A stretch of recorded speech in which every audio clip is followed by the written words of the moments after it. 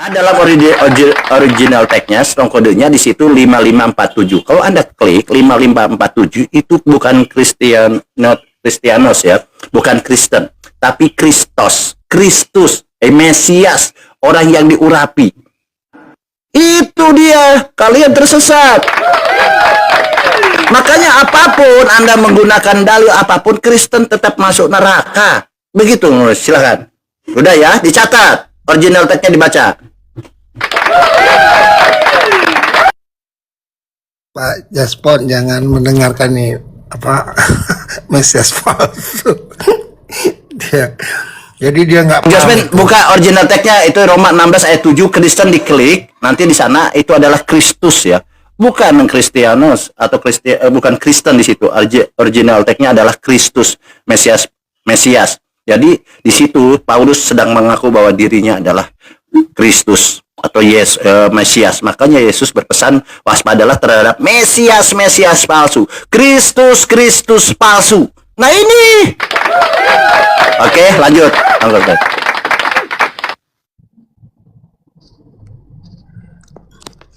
Ya itulah si Baal yang kurang. Lanjut aja Bang, lanjut. Mungkin Bang Zuma sudah monitor itu, bisa beliau mungkin lanjutkan. Bang Zuma, Burunda, silakan Burunda. Lanjut aja. Ya. Mungkin beliau sudah monitor, bisa mungkin dilanjutkan. Saya makan. Burunda, Bang Zuma, monitor silakan Bang. Saya masalahnya ini. Udah paling dari tadi udah ini. Terus Bang Zuma silakan Bang. Tapi apapun saya bilang, Kristen ini tidak akan masuk surga, mau masuk denom apapun tidak akan masuk surga. Karena menurut Yesus, mereka ini pembuat kejahatan. Menurut Yesus loh, bukan kata si Baal, kata Yesus, kalian ini pembuat kejahatan.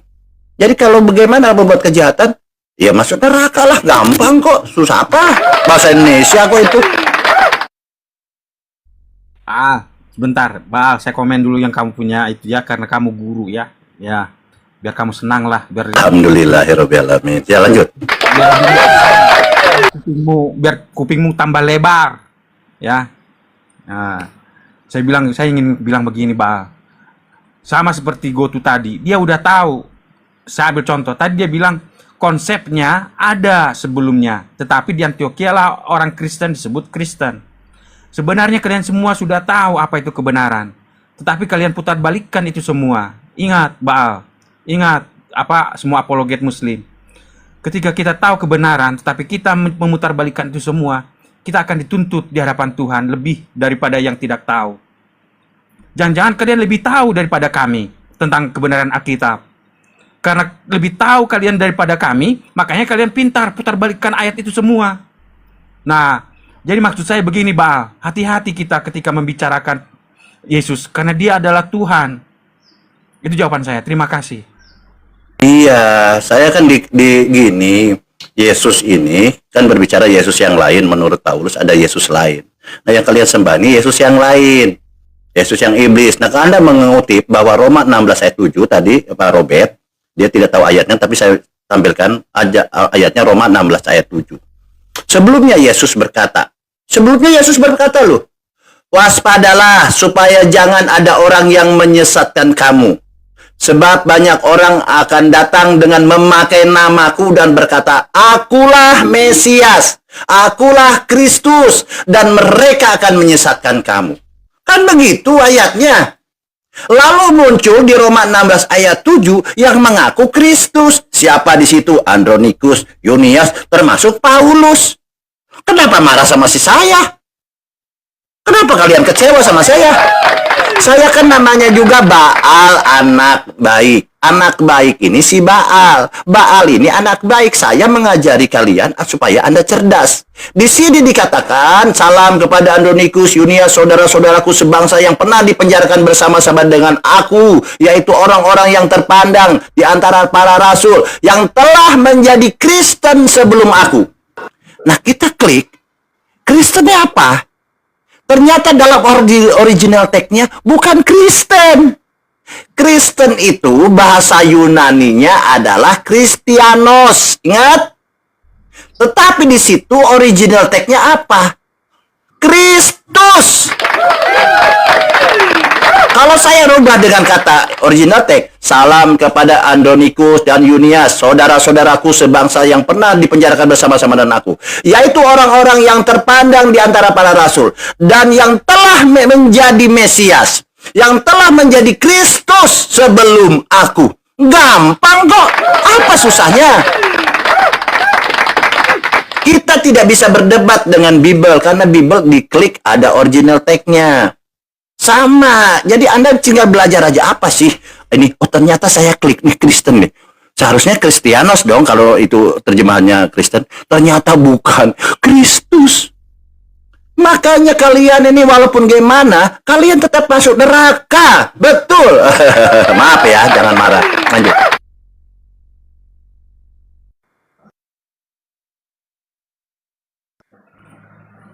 Tapi Dicek aja original text-nya, silahkan dicek Bang Jospen atau Bang Robert, belajar lah, belajar. Terima kasih sama Baal, terima kasih, saya udah dicerdaskan, saya pintar gitu kan, begitu supaya naik kelas. Oke, lanjut.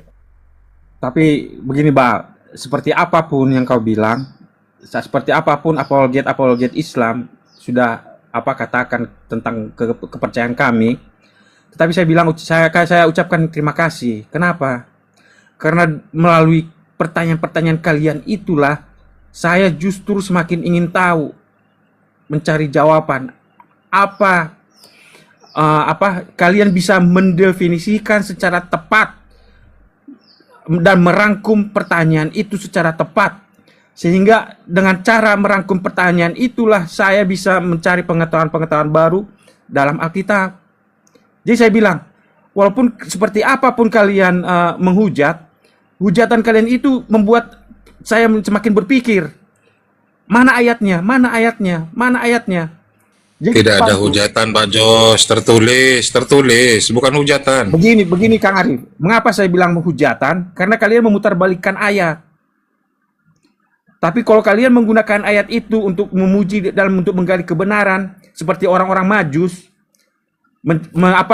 melihat bintang di langit untuk mencari kebenaran Kristus, dan seperti orang-orang Majus mencari kebenaran berdasarkan kitab suci Septuaginta, karena mereka berlatar belakang orang-orang cerdas, pengetahuan Yunani ya, punya pengetahuan Yunani walaupun mereka berasal dari Persia, dari Babel, dari wilayah bekas jajahan Babel, wilayah Babel, tapi mereka tahu Septuaginta. Maksud saya begini, kitab suci sudah terbuka sekarang melalui internet, sudah ada kebenaran. Bagaimana cara menggali kitab Wahyu, bagaimana cara menggali kitab Daniel, dan dengan modal internet, kita diberi tanggung jawab oleh Roh Kudus untuk dituntun untuk melihat kebenaran-kebenaran itu semua. Dan kalau kita putar balikan itu semua, kita akan dituntut pula. Seperti apa kita akan dituntut berdasarkan pengetahuan kebenaran yang kita tolak. Itu jawaban saya. Terima kasih. Oke, terima kasih Bang Jospen. Anda memang mengucapkan terima kasih sama saya. Saya tidak senang dipuji juga, tapi inilah kerendahan hati seorang murid ya. Nah, Iya. nah ini kan saya apresiasi. Sabar. Jadi gini abangku, kan tadi Bang Robert ini bernarasi tentang Roma 16 ayat 7. Jadi pendiri Kristen ini bukan Paulus, tetapi sebelum Paulus ini ada yang telah menjadi Kristen. Nah, begitu. Dia cuma bernarasi, tapi mungkin lupa ayatnya. Saya ingatkan lagi. Sebenarnya sudah saya kasih ayatnya. Yaitu ada di Roma 16 ayat 7. Dicatat dulu, baru nanti guru luar biasa guru gitu, guru Baal, anak baik Baal. Saya baru paham, gitu kan gampang tuh. Ya kan gampang. Nah, di sini Paulus mengatakan bahwa Andronikus, ya sebentar sedikit, bahwa Andronikus, Yunias ini telah menjadi Kristus sebelum aku, dia bilang. Jadi di sini Andronikus, Yunias maupun Paulus ini memang menjadi Kristus. Loh, kenapa diterjemahannya kok Kristen dalam bahasa Indonesia? Inilah kalian saya mau cerdaskan. Bahwa di situ diterjemahkan itu Kristen, inilah penyesatan.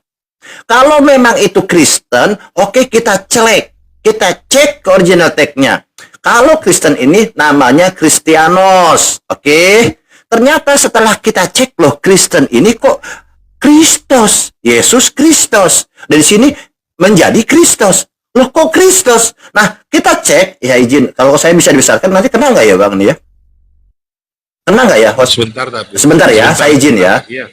Jadi, Sebentar aja ya. jadi memang harus sebentar, karena saya ini kan guru besar, jadi eh, apa ya, susah ya.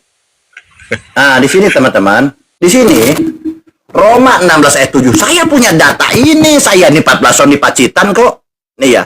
Nah, Kristen Roma 16 ayat 7. Saya klik Kristennya, ternyata di sini apa? Kristus. Definisinya apa? Orang yang diurapi. Apa di sini? Kristus, Mesias, bukan Kristen. Jadi betul, ini adalah nubuatan untuk Yesus tergenapi, bahwa Paulus, Andronikus, Yunias ini adalah nabi-nabi palsu.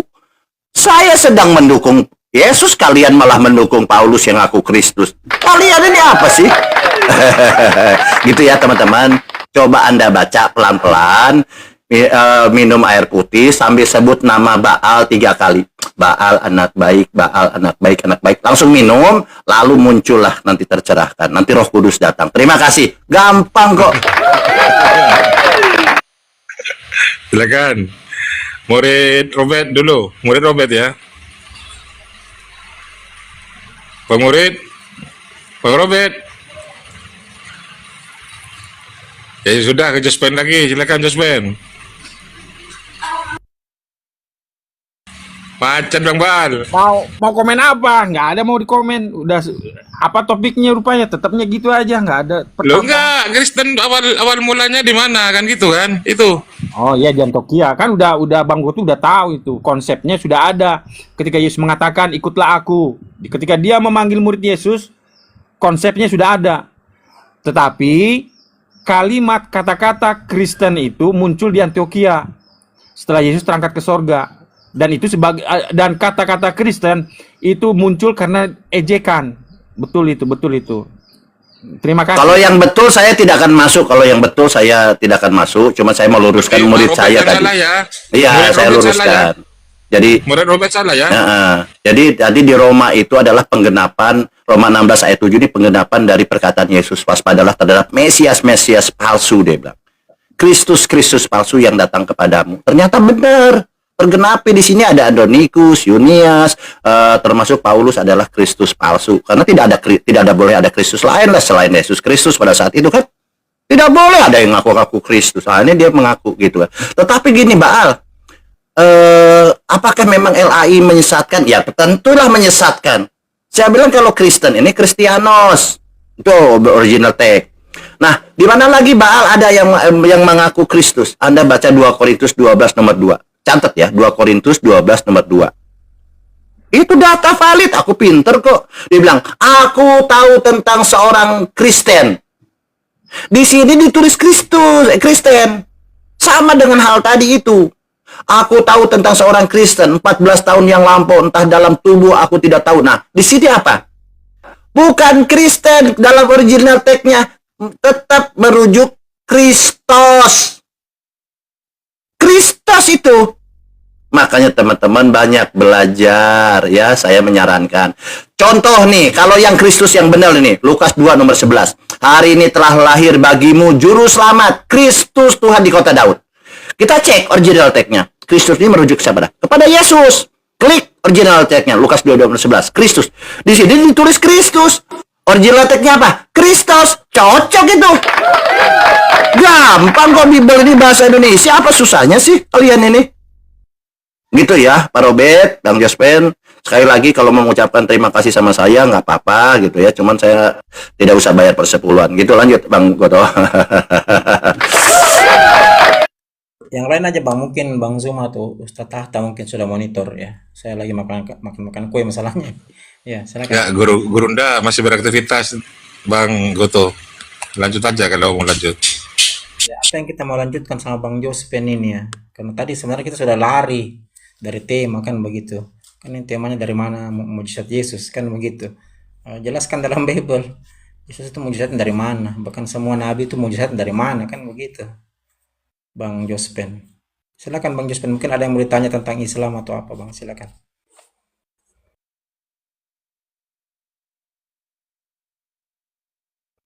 Silakan Bang Yospen.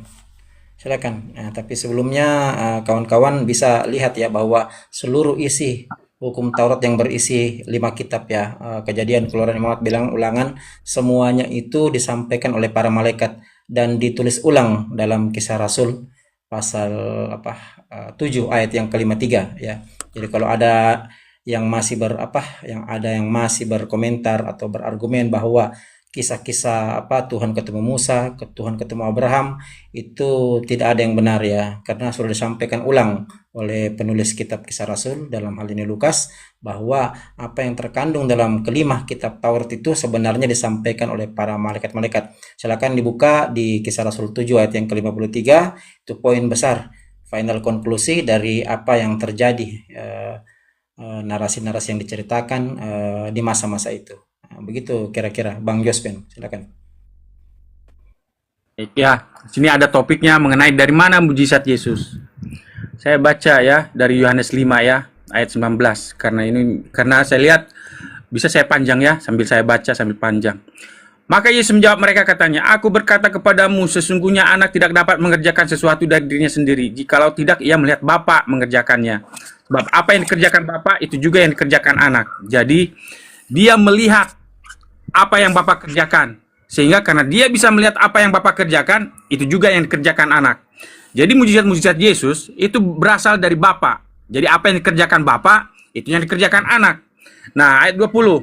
"Sebab Bapa mengasihi anak dan ia menunjukkan kepadanya segala sesuatu yang dikerjakannya sendiri. Bahkan ia akan menunjukkan kepadanya pekerjaan-pekerjaan yang lebih besar lagi daripada pekerjaan-pekerjaan itu sendiri. Sehingga kamu menjadi heran." Jadi Bapa menunjukkan kepada anak apa pekerjaan-pekerjaan apa yang harus dikerjakan. Ayat 21. "Sebab sama seperti Bapa membangkitkan orang-orang mati dan menghidupkannya, demikian juga anak menghidupkan barang siapa yang dikehendakinya." Nah, jadi dari 3 ayat ini kita melihat bahwa esensi kodrat atau hakikat anak sama dengan hakikat Bapa. Kodrat anak sama dengan kodrat Bapa. Esensi Bapa sama dengan esensi anak. Nah, Bapa, ayat 22, Bapa tidak menghakimi siapapun, melainkan telah menyerahkan penghakiman itu seluruhnya kepada anak. Ingat tadi di Wahyu 1 dengan Wahyu 19 tadi. Wahyu 1, karena sebagai imam besar Yesus di surga, dia menghakimi. Dia memutuskan siapa dari umat saya ini yang percaya kepada Yesus yang sebenarnya dan siapa yang tidak percaya kepada Yesus. Kemudian di Wahyu 19, dia datang sebagai raja. Dia menghukum.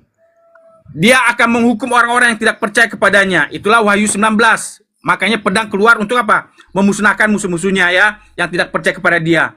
Nah, dia 23.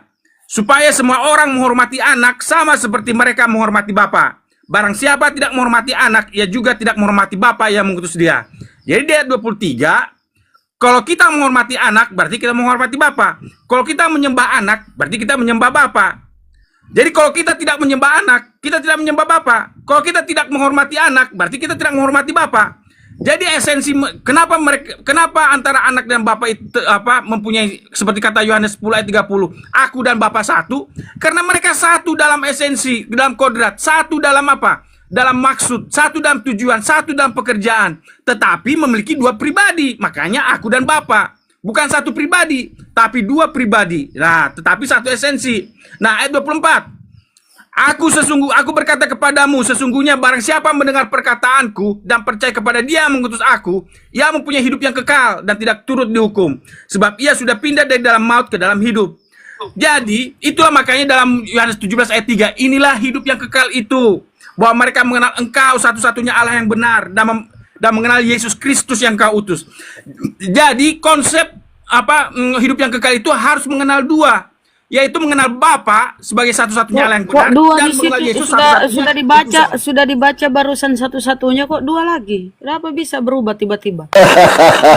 Yohanes 17 ayat 3. Bingung dia, Bunda. Yohanes 17:2, Bang. Aku akan memberikan. Dengar, Bang. Dengar dulu, Bunda. Kalau dipotongin langsung nggak ingat Pak Jospan ini. Iya, Yohanes 17:2 itu, Bang. Konsentrasinya buyar ini. Hidup kekal mengenal engkau satu-satunya Allah yang benar. Nomor 2 kan Yohanes 17:2. Aku akan memberikan hidup kekal kepada mereka yang engkau berikan kepadaku. Disambung Yohanes 17:3. Inilah hidup yang kekal itu. Mereka mengenal engkau satu-satunya Allah yang benar. Cuma satu yang benar, Bang. Kenapa kau tambah lagi satu, kau bilang 2? Enggak harus seperti Dengarkan. itu. Sebentar. Kok kau ini sebentar. Kau bukan khotbah di sini, Bang. Kau jangan khotbah, ini bukan gereja. Di mana di situ Yesus berkata dua-duanya yang benar. Saya kan mau terangkan. Yohanes 17 Ya, ayat coba. 3. Kau terus Ya, Yohanes 17:3 coba kau terangkan. dengarkan baik-baik.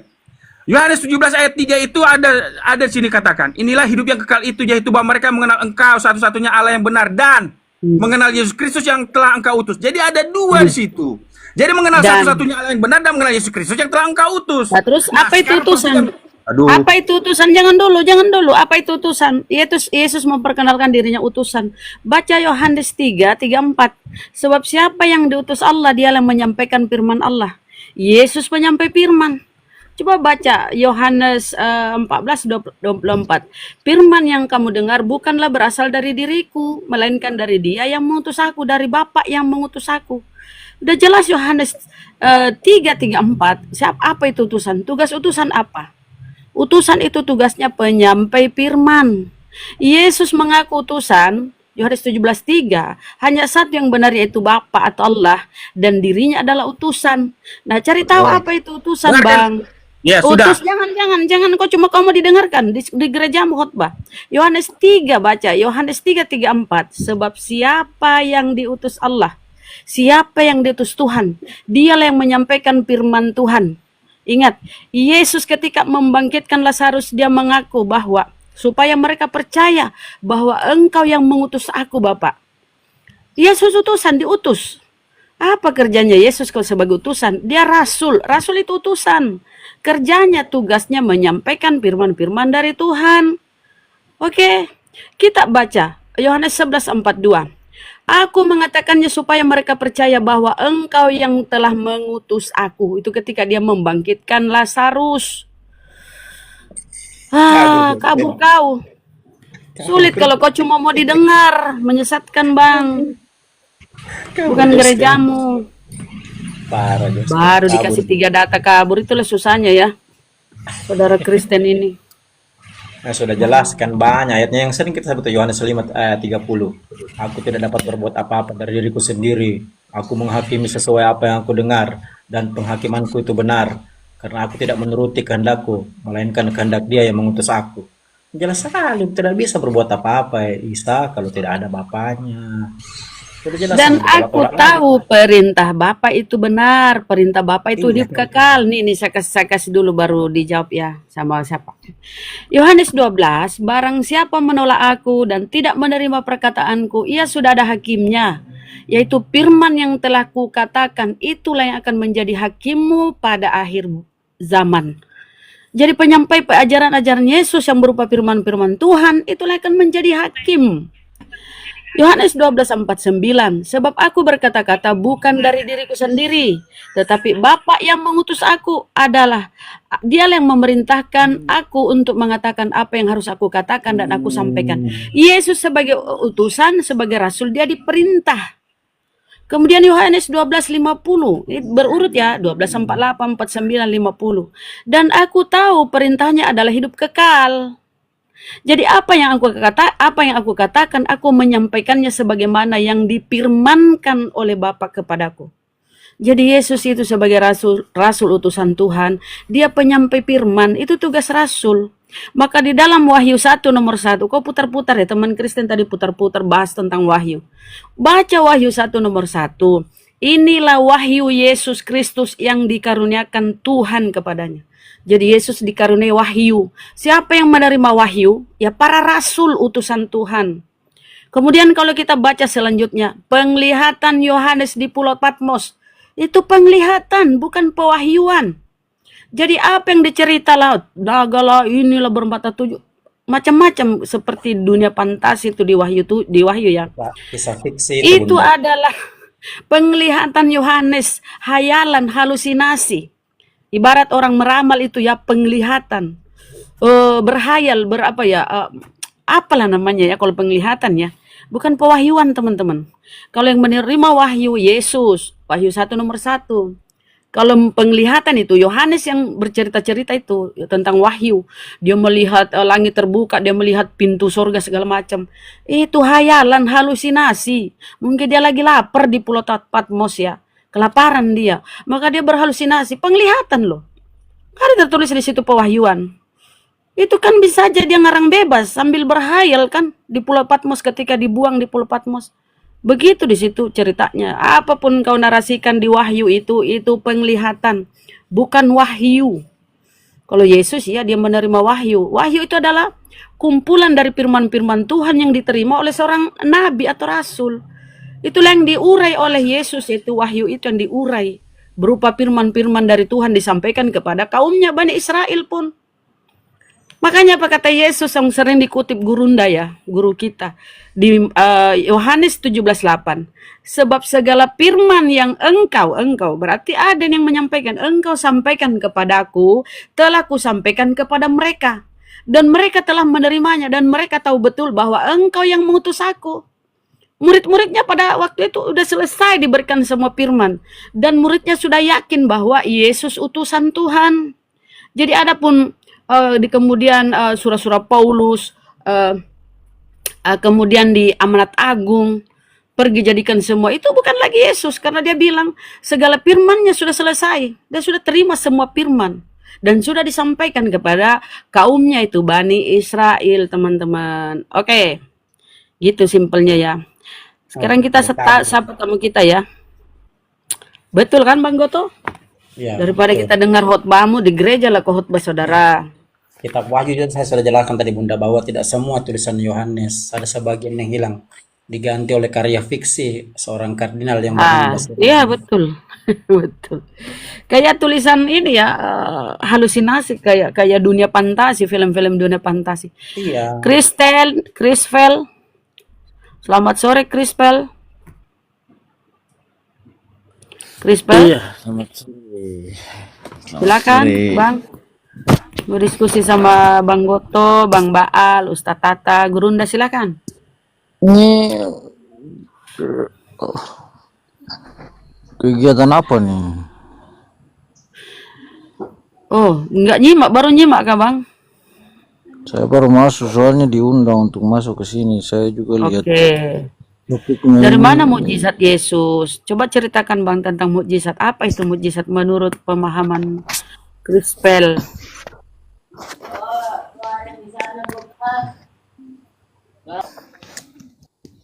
Ini Bunda ya, Bunda.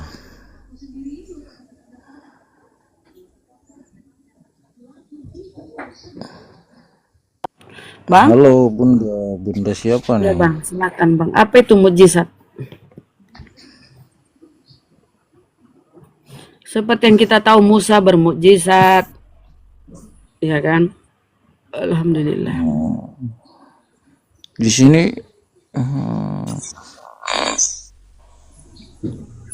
Di sini kenapa Bang di sini? Aku izin makan dulu ya, Bang. Bunda ini latar belakangnya apa ya? Latar belakangnya. Apa ya latar belakangnya? Dari mana mukjizat Yesus? Yesus ini kan bermukjizat, Bang, menyembuhkan orang sakit, orang buta melihat, orang lumpuh berjalan, bahkan Lazarus. Ya, maksud saya Bunda ini sejenis apologet atau apa sih? Oh, iya, kami di sini apologet Islam. Membela agama Islam. Kenapa, Bang? Kau nih apa, Bang? Tukang kredit naik di sini atau apa? Oh iya, Mohon maaf, kami tidak mau ini kredit, Bang. iya saya juga tidak tertarik dengan topik Anda, dengan pengetahuan Anda. Ya kenapa kau naik, Bang? Kau tukang kredit panci? Ya coba kau ke pasar, Bang. Kalau di sini dialog lintas Saya agama. aja, makanya saya nekan aja ini. Oh, ya Bang, Tahu turun Bang saya. ya. Di sini dialog lintas agama, Bang. Silakan, Bang, turun. Salah kamar dia, teman-teman. Kredit panci. Kredit panci ke pasar. Ada Bang Raja Bintang. Naiklah Bang Raja. Iya. Bang Bang Raja, Raja Bintang. assalamualaikum Bang Raja. Ini ada Bang Indra juga di atas ini, Abah Indra. Bang Masya Batu Hitam sih. Allah. Sehat selalu ya yang saudara kita yang sering mensupport para apologet. Masya Allah. Alhamdulillah. Assalamualaikum Bunda, Assalamualaikum semuanya. Waalaikumsalam Waalaikumsalam, warahmatullahi Abdi. wabarakatuh. Ya, sehat selalu. Makasih. Amin, amin, amin. Amin. Di siapa Bunda Silakan. Rahma tamunya? Lanjut Eh, Bunda. Hitam. Batu Hitam. Batu Hitam. Selamat sore saudara. Sore Penjual batu permata ini. Anda mau diskusi dengan guru kami, siapa gurumu? Gurunda Zuma, Bang Zuma. Iya, kok dia kenapa bisa dibilang guru dia? Ya beliau kan hebat, beliau guru kami. Keilmuannya itu yang kami serap, kami pelajari, kami timba. Wajarlah Bang. Iya, iya. Berarti Anda muridnya begitu ya? Yo, gitulah. Berarti seorang murid wajib melayani gurunya, betul? Sudahlah, fokus ke diskusi. Saya fokus ke diskusi aja. Ada Betul. tema di atas itu. Diskusi, Ada tema di diskusi. atas itu. Ya, Anda di bawah tiping-tiping tadi kencing unta, umat batu hitam. Ayo silakan. Diskusi ayo. Ayo. Pilih mana suka. Ustaz Tata, Gurunda. Ini kayaknya pendeta ini. Ustadz, Gurunda. Kenapa Islam menyembah batu dan tunjukkan di mana Tuhannya Islam itu loh. Allah. Datanya, ini sudah ada tema ini. Coba datanya di referensi keislaman bahwa umat Islam seluruh dunia itu menyembah Tanya batu. dulu sama kalian satu pertanyaan ini, tunjukkan dulu di mana. Anda kan kemudian tanya tadi kenapa kan gitu kan? Kalau kenapa, tunjukkan datanya di mana umat Islam seluruh dunia, bukan hanya Indonesia, menyembah batu. Silakan. Saya tunggu datanya. Fakta loh, fakta engkau menyembah batu, bukan data lagi ya. Fakta. Ya, kalau saya bilang bahwa fakta itu Yesus itu punya batu zakar, itu fakta apa bukan? Biar saya nggak. Oh silakan Ustaz Tata sudah ada Ustaz Tata. Oke. Silakan. Aduh, batu sakar lagi Ustadz. Batu Arief. hitam. Lanjut. Setelah bertanya kita dialog ya, karena saya mencari Kristen yang paham Bible gak ada. Oke. Jadi kami tidak pernah menyembah batu, kami menyembah Allah karena ajaran samawi ini punya kiblat. Kayak orang Sriwil itu punya kiblat. Mazmur 5 ayat 8 atau Mazmur 138 ayat 2. Jadi menyembah Tuhan menghadap ke bait Allah, Baitullah. Nah, Islam kiblatnya Ka'bah. Yang membangun Ka'bah adalah Ibrahim, Nabi Ibrahim. Wa id yarfa'u Ibrahimul qawaida minal baiti wa Ismail rabbana taqabbal minna. Sama seperti orang Sriwil menyembah Allah menghadap ke bait Allah. Ya. Itu banyak datanya dalam Bible. Jadi kami tidak menyembah berhala.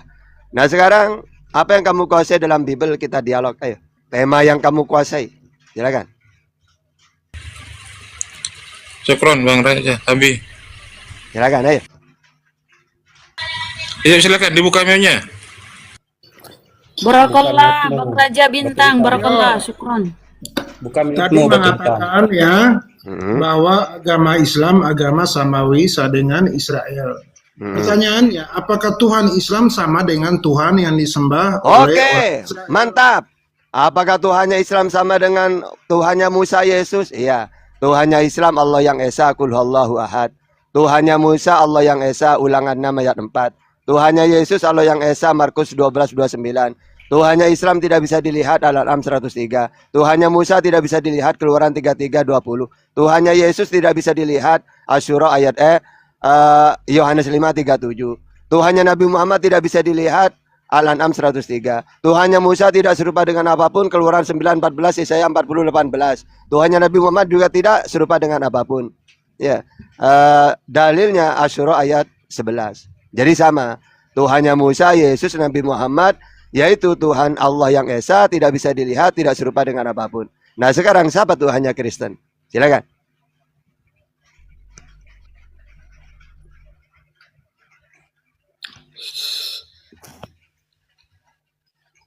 Oke, ya. Tuhannya Islam tidak bisa dilihat. Tuhannya Kristen siapa? Waduh. Padahal Musa, sabar dulu Bang. Padahal Musa, Tuhannya Musa, itu bisa dilihat. Musa menjumpai Tuhannya. Abraham menjumpai Tuhannya. Dan Tuhan memperkenalkan dia kepada Musa sebagai YHWH. Bukan Allah SWT. Oke, saya bantah. Jadi Musa tidak pernah melihat Tuhan. Karena yang berfirman kepada Musa adalah malaikat. Keluaran 3 ayat 2. Lalu malaikat Tuhan menampakkan diri kepada Musa. Kisah Para Rasul 7:38. Musa inilah yang menjadi pengantara dalam sidang jemaah di padang gurun di antara malaikat yang berfirman. Kisah Para Rasul 7:53. Kamu telah menerima hukum Taurat yang disampaikan oleh malaikat. Bukan Tuhan yang menampakkan diri, malaikat. Kisah Para Rasul 7:30. Dan sesudah 40 tahun tampaklah kepada Musa seorang malaikat. Kepada Abraham, apakah Tuhan? Tidak, malaikat. Kejadian 22 ayat 11. Tetapi berserulah malaikat Tuhan dari langit. Abraham, Abraham. Kejadian 22 ayat 15. Untuk kedua kalinya berserulah malaikat Tuhan dari langit.